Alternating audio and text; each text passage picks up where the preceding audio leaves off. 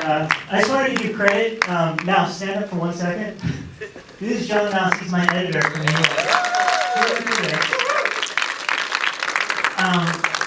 And I remember when we started this like 3 years ago, and I'll never forget. And I guess I can talk about this now, but in the very beginning, we didn't actually have our own equipment. So we kind of snuck into his college after hours to start editing this thing, 5 pounds. And I just remember that we'd have to wait for everybody to leave, sneak into the college, edit until 2 in the morning, and this was like December, so every night we'd walk out at 2 a.m. and there'd be like snow everywhere, and it was like an hour and a half from my house. So it was the most hellish like process in the very beginning. And I just kept thinking to myself, we are never going to finish this. But lo and behold, 3 years later, here we are. Only 3 years. So. Seriously, thank you all so much for coming out for this. I really appreciate it, especially the people that were in and were part of the Psycho movie. I appreciate your support. I made this as a labor of love, as a compliment to everything that came before it.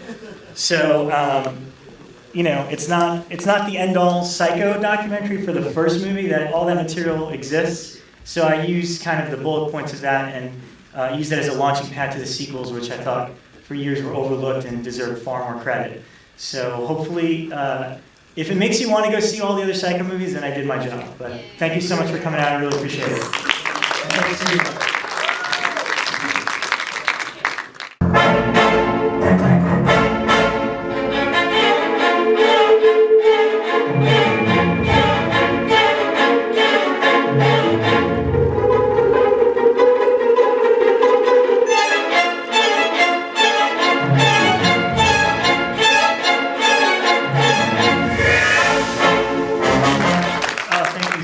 Thank you for all your support. I gave thanks to your dog because there was no editing him out. Yeah, exactly. Good boy, Giuseppe. Good boy. So Mick directed Psycho 4, and Katt was in Psycho 3. So give them a round of applause.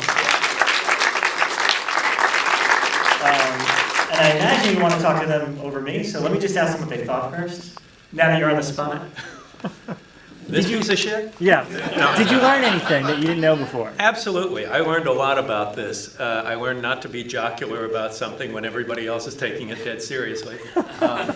But no, I mean, there were so many things that I didn't know, despite my great lengthy conversations with Hilton Green, with Tony, and the other people around.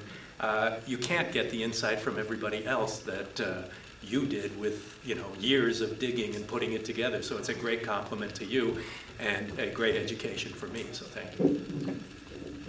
Katt, did you learn anything about Psycho 3? I kept wishing I'd seen the documentary before I was in it. So yeah, it's so good. I just love it. And I learned a lot.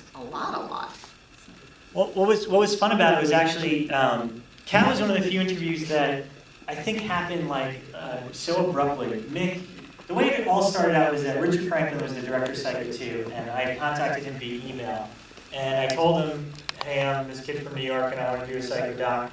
And he was really supportive of it, but he was living in Australia at the time, so it was kind of difficult for me to get to him. But what he did was he put me in touch with Tom Holland. And once I started talking to Tom, I guess Tom put in a word to Mick and was like, this kid's all right, you should talk to him. And I think the day that I met you, you were like, hey, I know Katt, who was in part 3. So he put me in touch with Katt, and literally I think that night I was at your house, I was like so unprepared. But it all came together really fast, and pretty much one person led me to the other, and once like the snowball started, I just kind of couldn't stop, and that's where we ended up. So thanks to Richard Franklin, who unfortunately passed away while we were making this, and I never was able to get I was just about to get an Australian crew to shoot something with him, and he had passed away unexpectedly. So his wife was really nice enough to help get a little bit of footage of him in there, so that's where that came from. Does anyone have any questions for these two, or in general about Psycho stuff? Don't be shy. Way in the back. Working with Anthony, I can see kind of just, again, just what you're feeling now. He's passed away, obviously, things have changed, but what was he like? I mean, how much was he, he seemed like he in his own life went through this arc as a person, because first he was this romantic lead, then he becomes psycho. And then he has to fight against being psycho, almost like he's fighting against his own internal persona, which is not. And then he has to evolve. His character in real life is, I mean, his person in real life seems as interesting as his character. He was a really fascinating guy and a really brilliant guy. Remember, this is a guy who co-wrote The Last of Sheila with Stephen Sondheim. And he was an extremely intelligent, extremely educated man, and a really fascinating man who had a childhood not too far afield from Norman Bates. He was a complex guy. This was a guy who went through treatment for homosexuality, to be cured of homosexuality at a time when, you know, it was a very mysterious circumstance in Hollywood, at least publicly. But, you know, I like Tony a lot, despite the difficulty. I think probably I had the most trouble with him because he wanted to do that movie. He wanted to direct Psycho 4, but Psycho 3 was so unsuccessful that the studio wouldn't let him. But he was a genuinely very nice and interested man and very supportive. Cynthia played a part in Psycho 4, and he was really excited for her when she got a part in Swamp Thing, which was shot in the same studio in Orlando. So he was a very encouraging guy and loved actors and loved their success. But there was definitely a dark... We didn't know at the time that he was sick and that he was dying. He died within weeks of my own brother, who worked on the film at the same time. You know, it was something that had been in the tabloids, and he said was not true, and we were happy to accept his word. But a complicated guy who I really liked and would have liked more, maybe if I had not directed him. And Katt, you probably had a completely different experience, because that was on Psycho 3 where he was directing, and it seemed like he was very high in spirits because he was getting the opportunity to direct. So what do you remember about him? Well, that's interesting, because what I remember is that he was really stressed out about directing. I mean, really stressed out about it. And I think because I had a relatively small part in the movie, and because I was almost like the comic relief in some way for him, he put me in an ice chest, he threw me out a window, he dragged me through a rainstorm dead. No stunt doubles. No stunt doubles. And that was your last acting gig, too. It was. And I told everybody, and then the casting crowd, I said, this is my last acting part, I'm never acting again. So it was kind of funny. I think he felt comfortable to tell me how uncomfortable he was directing. And because I was directing the next movie, I was directing my first movie right after.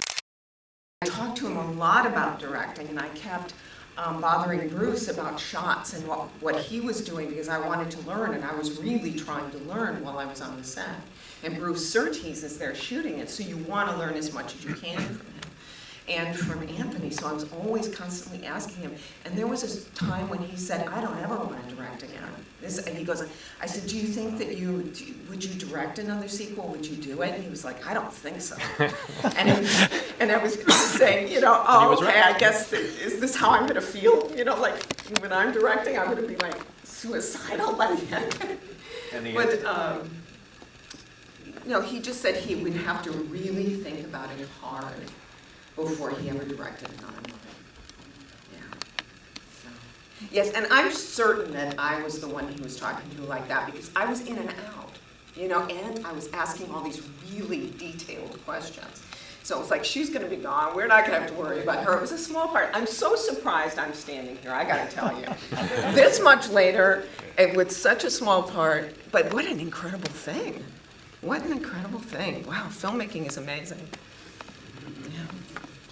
Any more questions before we wrap up for you? Who was your most difficult interview? Who gave you the most resistance in interviewing in this process? Come on, it's Phil. There's a few of us here. I told the truth. I will tread lightly because I'm still friends with her, but I'll put it this way, I had to shoot Julia Cummings twice. Because the first time didn't work out as well.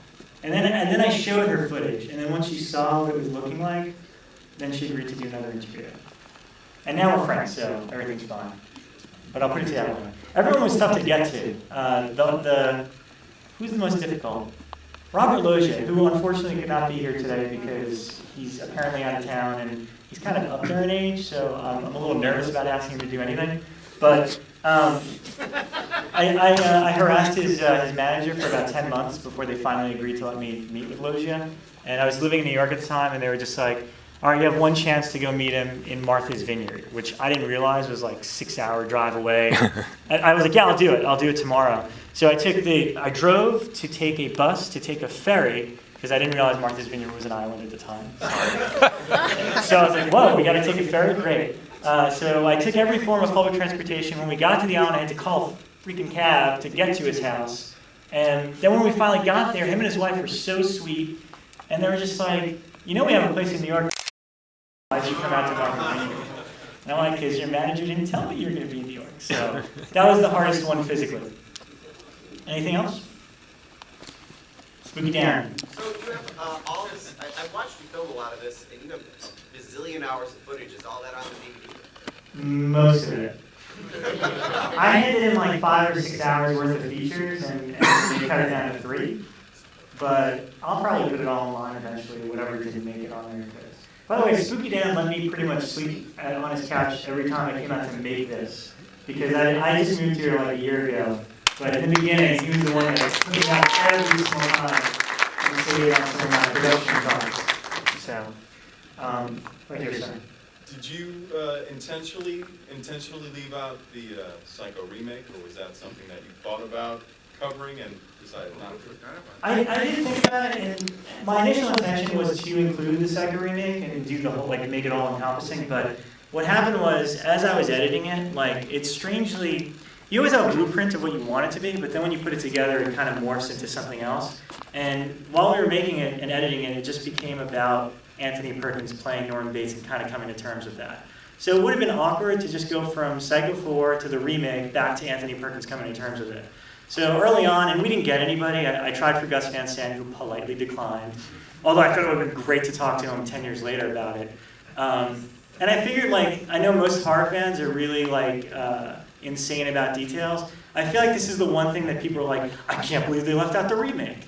You know, like, I don't think anyone's going to complain about it. One last question before we take off, straighten the back in.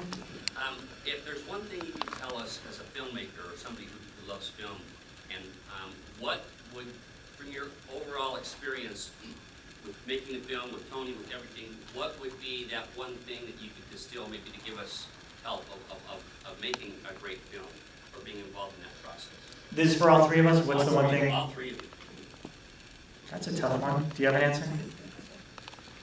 You know, making a film is such a complicated experiential process that I think it would be difficult to distill into an overall theme or something, because you're reinventing the wheel every time around.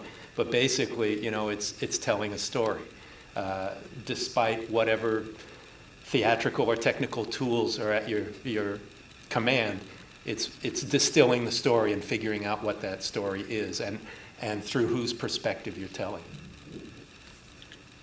I'll just say, whatever film you make, if you're a filmmaker, you better really love it because it's the most exhausting. Like, this took me 3 years. I didn't intend for it to come out on the 50th anniversary. It just took us that long because it was me and that guy editing it at